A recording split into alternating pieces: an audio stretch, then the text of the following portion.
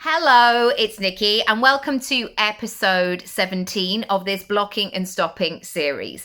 Today, I want to introduce you to three of my favorite F words. Well, four if you count that one, but I'm not going to say it on the internet. These are three F's that I always refer back to when I'm thinking about my business growth. And these are things that I am optimizing for, and you will have your own. Firstly, the first F is about financials. And I think this conversation around money has gone on some weird turns.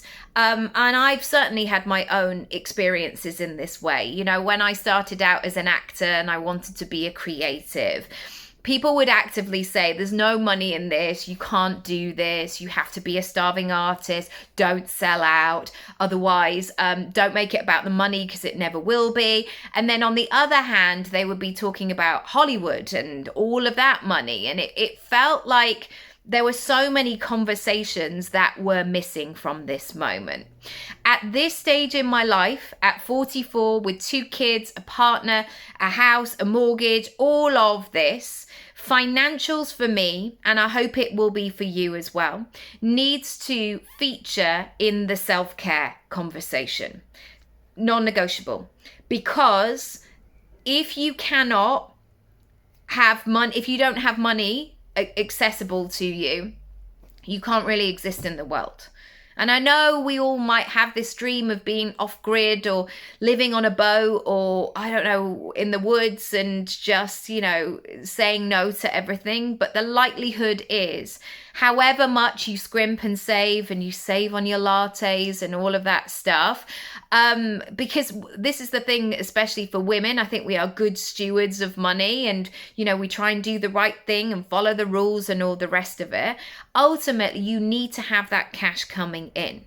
And so financials for me and my attention towards them is as much as exercise, sleep, water, food, and financials. Like, they're right up there, because I can be doing my best morning routine or sleeping at night, but also if my financials are not clear, I'm not sleeping at night. I'm not feeling motivated to exercise. I'm probably going to be reaching for the sugar anyway. All of the thing. I'm not going to be drinking water. I might just want to drink wine, which is not a good idea in this situation. So when I'm thinking about this in terms of the blocking and stopping, and if the money isn't coming through, I'm always questioning what is jamming up that flow of that money coming to me. The second thing I look at is my freedom. Am I having... And freedom is not just about that nomadic lifestyle of working on a beach, because also, like, I'm a pale and ginger person, and I think working on a beach would maybe not be a great idea for me. But this sense of, do I have freedom of choice? Do I have the ability to advocate for myself? Can I make choices that I actually want to make instead of just from a necessity? And if not, if I'm living in a boundaryless, I just say yes to everybody, I put everybody before myself, that is not true freedom for me. Finally, the flexibility. I've always wanted to work for myself because I love the flexibility that involves. Now, does that mean I'm working a 4-hour work week? No, I'm not. And maybe I will in the future, but now is not that time.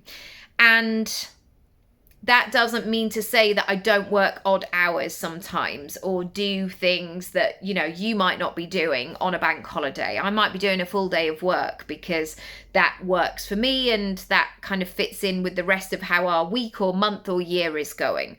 All of these different things.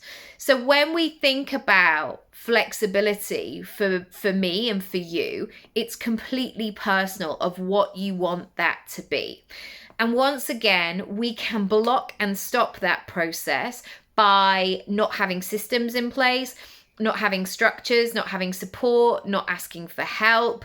And we think that we can just be independent and self-sufficient and go, oh, I'll just do it myself. However, that is not always the most useful thing. Gathering that information, gathering that support, those resources, that information, that education is sometimes what we need to do. If you want to find out more, follow this series, the Secret series. If you want to work on something particular, have a look at my sessions down below, and also don't forget to watch the Blocking and Stopping workshop. Lots of love, and I'll see you in there.